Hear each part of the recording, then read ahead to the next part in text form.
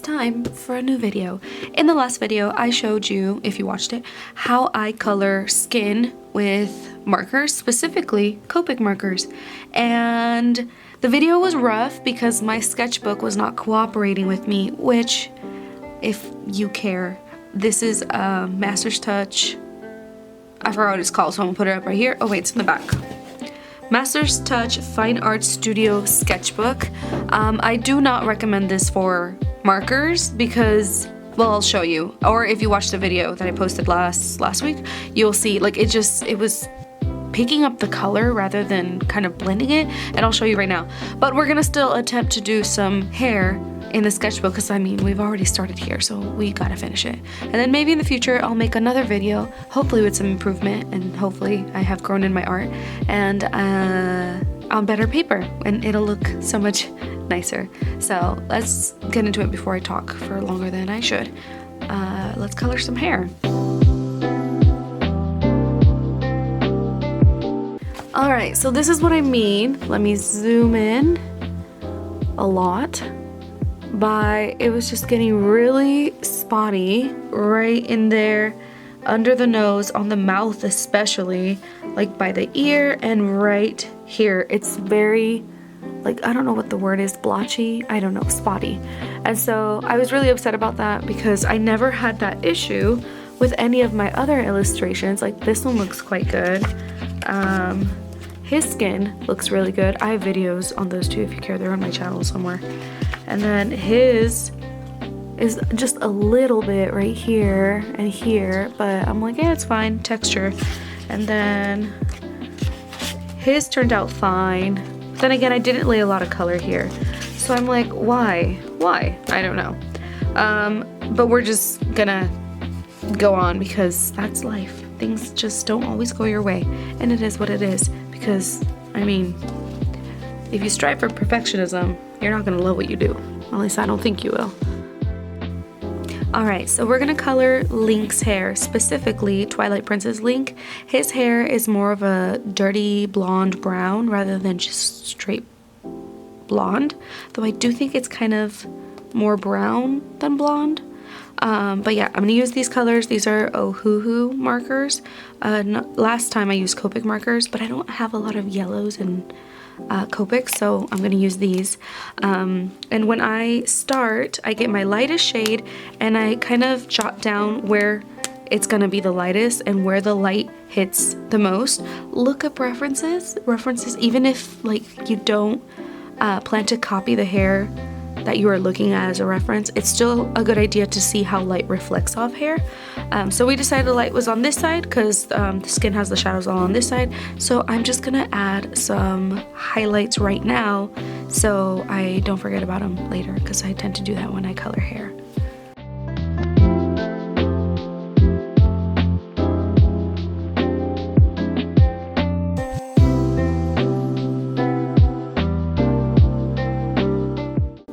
I like to pick 3 colors when I'm doing hair and work off of those and then do little details at the very end. So these are my 3 colors. I get the lightest one and I do the highlights first, and now I'm gonna get my second lightest and work around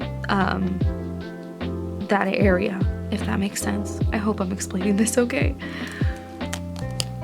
So now with the second darkest color, I'm gonna go in and color the rest of the hair that I left white.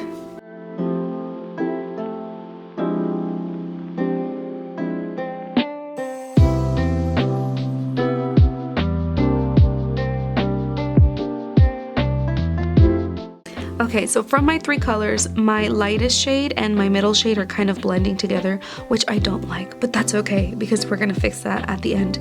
Now I'm gonna take my darkest shade and go into like the hairline, anything that is under hair or like in towards the skin where I don't think the light would be touching it too much, because that'll be your darkest area. So that'll be like the hairline right here. And I'm gonna work with very thin strokes and very thin lines because I'll blend that later with my middle shade, which is, actually no, I'm gonna blend that with my lightest shade, sorry. And I'm gonna transition between the 2 colors. If it looks too dark, I'll go in with the other one and blend it. So here, I want this part on the top to stand out more, so I'm gonna darken that area underneath.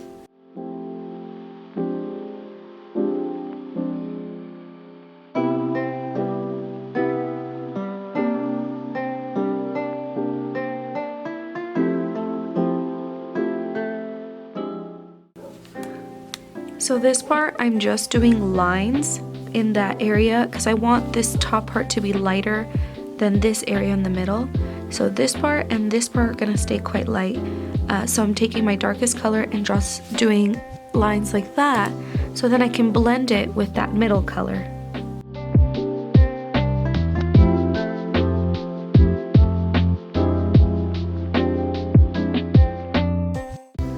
Alright, so now I'm gonna do the same kind of technique that I did here on the end right here, but I gotta turn my drawing because I move my wrist. I do here by flicking my wrist, and I'm really gonna darken the ends here. That's fine. I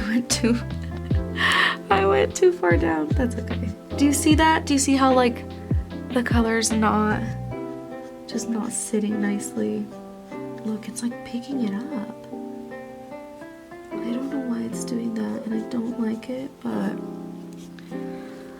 oh well, at least now I know this is a good sketchbook. It's just not good for markers.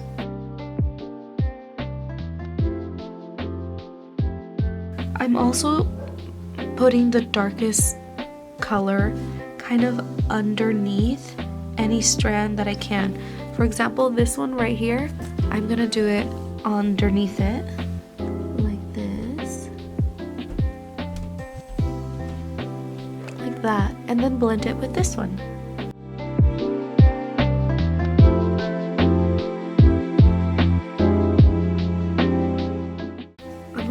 There's no strand here, but I'm gonna add another one just because it feels like it needs one right here.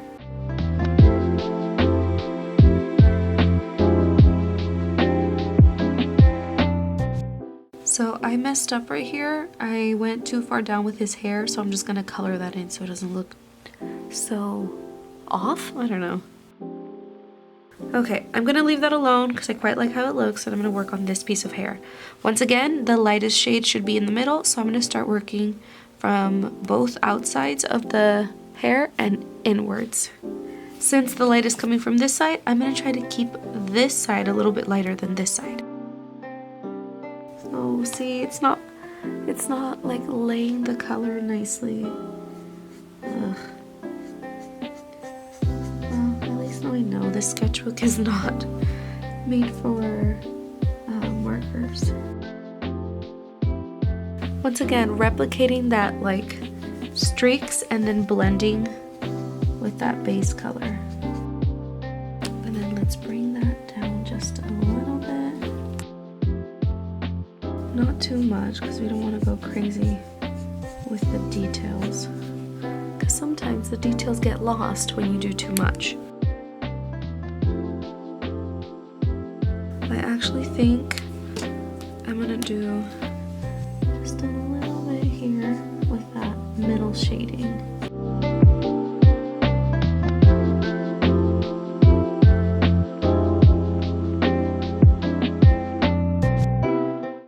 And then that same technique on this side.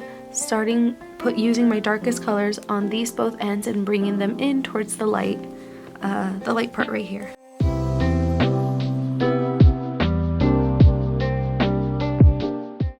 So now, using that dark color, starting from here, bringing it down. Alright, so my camera stopped recording because it can only record so much, and I'm not sure where it left off, but I'm gonna start where I think it left off. I'm gonna do what I did here, over here now, but I tried to follow the pattern that I've done here. So this dark streak right here, I follow it up, and I know it's about right here. So I'm gonna try to bring that down. The same here, there's a dark streak right here. Follow it up, it's about right here. And then of course the inside's usually always pretty dark. Oh no, I can see it laying the color down, but it's not staying.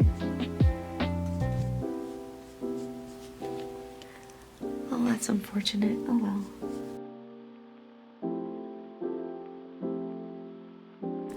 Alright, I like how that looks. I actually think this one turned out so much better than this one. So now let's finish this side.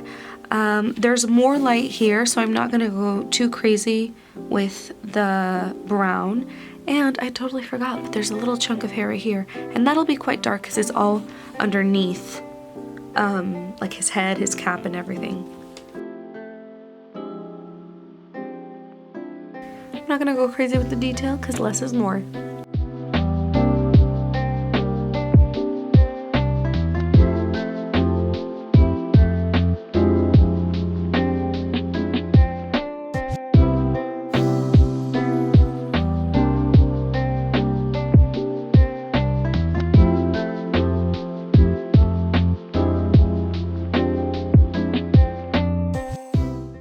Now I'm going to color his eyebrows. I'm going to use the lightest color and then the darkest just on the inner part and a little bit underneath.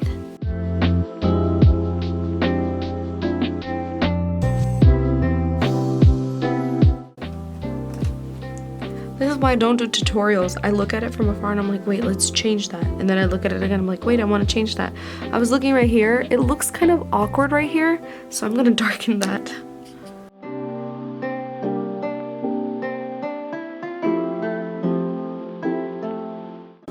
Alright, so his hair is done, his skin is done, and the next thing that I will color will be the clothes, and I will do my very best to explain that because I don't really think too much about it, I just kind of go.